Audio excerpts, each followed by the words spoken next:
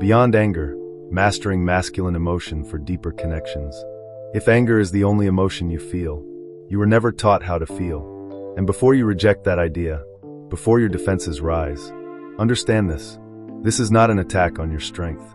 It's an invitation to reclaim it. Because anger is not a failure. Anger is a messenger. It shows up when something deeper has no language. Most men were never taught how to name disappointment, how to sit with grief, how to express fear without shame. So the body does what it knows how to do. It converts everything into anger. Pressure becomes rage. Confusion becomes irritation. Loneliness becomes aggression.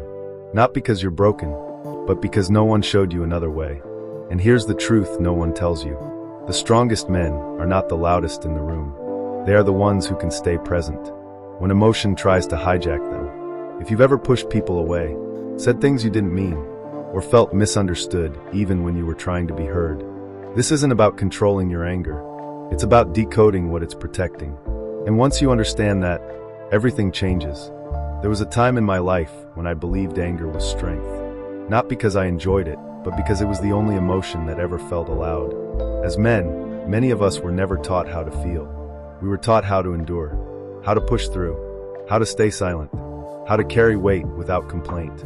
And when the pressure became too much, when disappointment hardened into resentment, when fear had nowhere to go, anger stepped forward like a loyal guard dog. Loud, protective, immediate. But anger is not the problem. Anger is the messenger. Most men never learn to read the message. They only learn to react. And so anger becomes the language of pain that was never translated. I want to tell you something difficult, but freeing. Anger is rarely about what you think it's about. It is not about disrespect. It is not about losing control. It is not about weakness. Anger is often grief in armor. Fear with its fists clenched. Shame refusing to bow.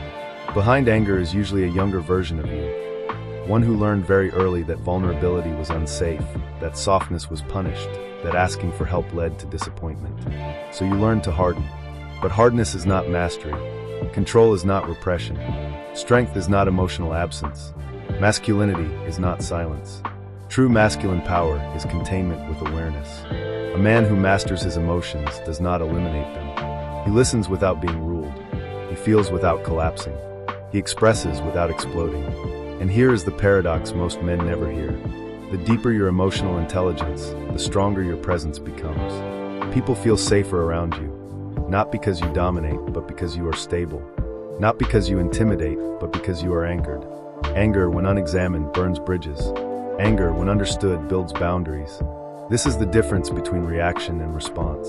A reactive man is pulled by his emotions. A grounded man stands inside them. When anger rises, ask yourself, not loudly, not defensively, but honestly, what boundary feels violated? What need is unmet? What fear just woke up? Anger often points to values that matter deeply to you. It tells you where you feel unseen, where you feel powerless, where you feel unchosen. But if anger is the only tool you carry, every problem begins to look like a threat. And here is where relationships fracture. Partners don't pull away because a man feels anger.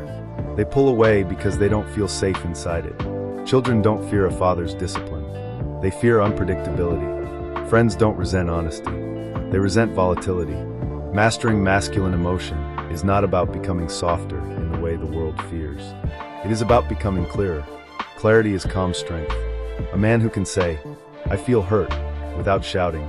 A man who can say, I need space, without disappearing.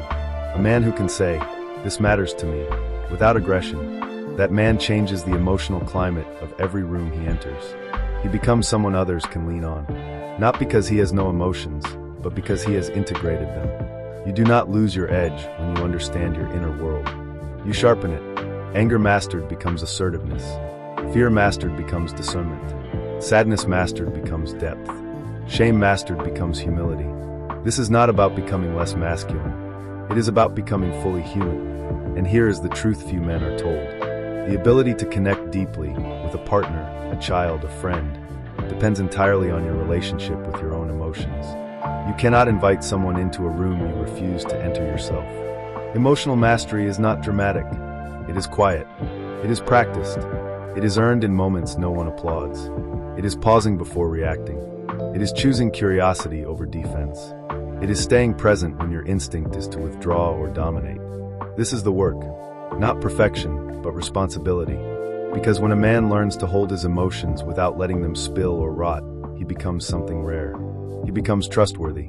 And trust, real trust, is the foundation of every deep connection.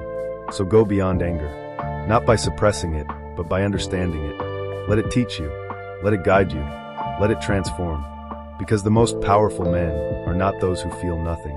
They're the ones who feel deeply and choose wisely.